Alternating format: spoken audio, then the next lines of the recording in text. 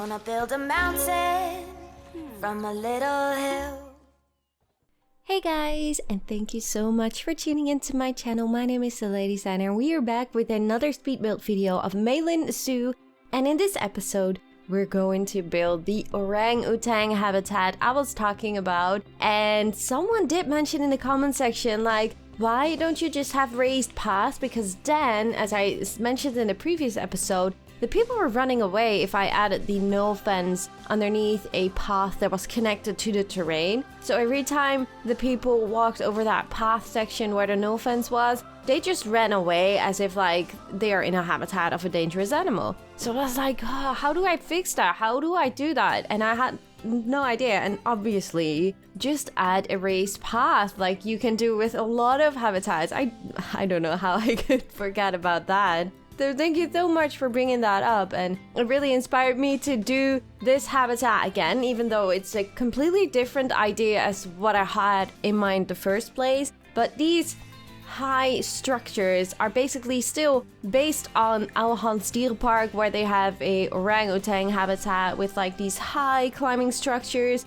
where the animals can't climb down and they are walking over the path sections. So I decided to combine this together with the rainforest idea. Now it doesn't really look like a rainforest just yet. We have a big open space where we have a lot of rocks and stuff on the outside of the edges. We have raised paths going through this area, and this section is going to the left of the area, and there will be a platform a little bit on the middle right-ish side, and there will be a new habitat for a different animal, because it's basically a very huge area what we have right over here. So I'm thinking to get the Bengal Tiger on the other side. And you may notice in the later stage that you will see a path going to the left side, and we have on the left side there are the Red Pandas. So what I want to do is I want to have a long path going all the way around that habitat of the Red Panda. And then maybe when they come back, because next to the Red Panda there's actually nothing yet. So I was thinking to have maybe the Formosan Black Bear habitat on that side, something like that. So then basically people go into a rainforest right now and they can choose to go right to the Bengal Tigers, to go left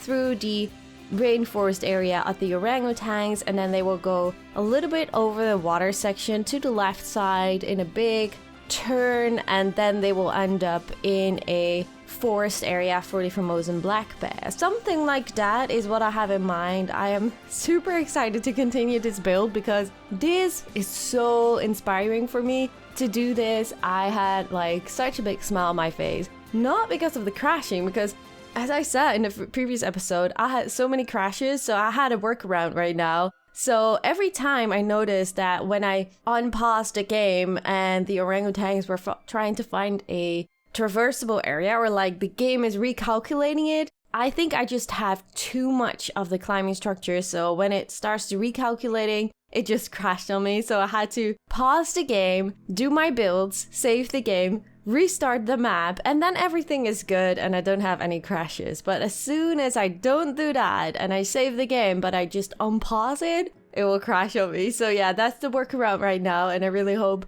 that can be fixed in the later stage. But I think I really broke it a little bit because there are just too many climbing frames, maybe too many animals, but I'm pretty sure that something like this will definitely be fixed. And I am just really super happy that I was able to continue this because, as I said, it's so satisfying to see those animals actually using everything you build, and that's just so much fun. So we have like a big shelter, a little bit, well, not big, it's not super big, so like a house shelter, and then the orangutans can just climb up with a little stairs or like an angled area. And then on the left side there is like another raised section with like that rolling barrel feeder, and there's a keyboard over there, and oh my god, that keyboard and the sounds they make, it's just so hilarious.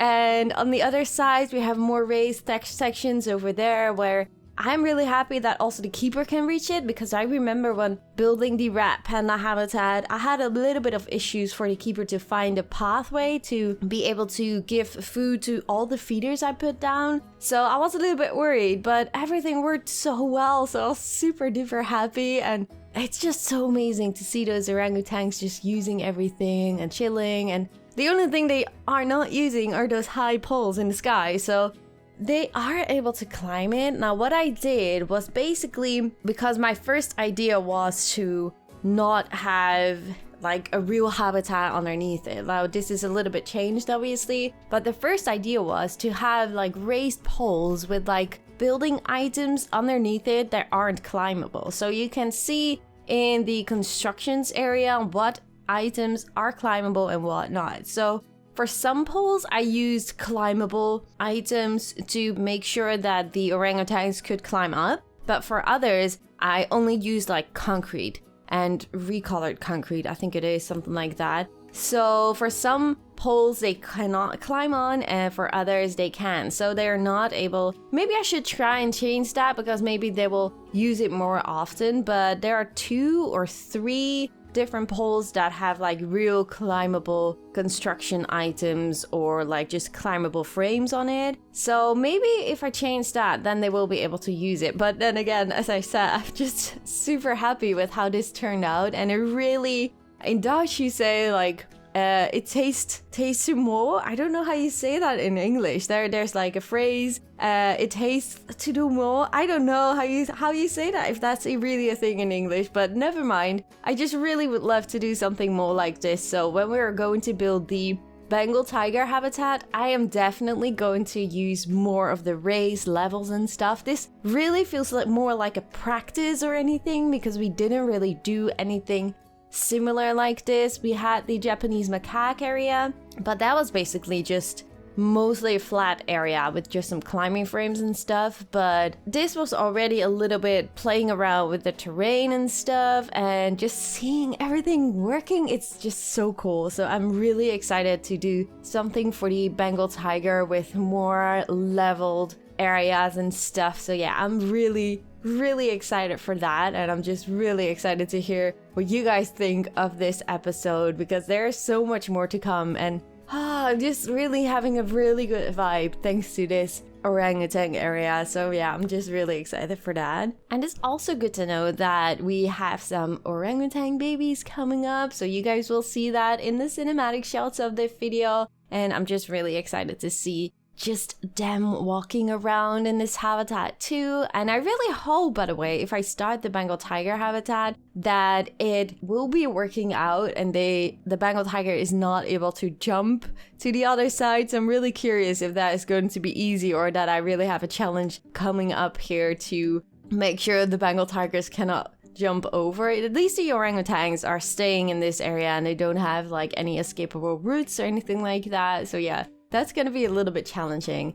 And also just the terrain tool, guys. The shape tool, I know I mentioned it a few times in my tutorial video, so if you haven't seen it and you're new to Planet Zoo, definitely go and check them out. But that new terrain tool, I say new because it wasn't in Planet Coaster, it's new for Planet Zoo. And it's just really incredible, and it's so easy to use, especially if you want to have like raised paths and something, or lowered path. You just use the shape tool and put it in an angle, and it's just it's really incredible. So I really like that feature, and it makes it so much easier to plan out your area. So definitely, if you're struggling with the terrain tool itself, maybe the shape tool will help you a little bit more if you want to have a certain shape or anything like that. And obviously I use a lot of rocks to hide the edges away and stuff, so it's more for me also for reference. And I really like to use it to raise it a little bit through those wooden pillars, so you can see the dirt a little bit coming through it. I really like that natural feeling. I try to play around with that a lot more during this habitat build. So yeah, I'm just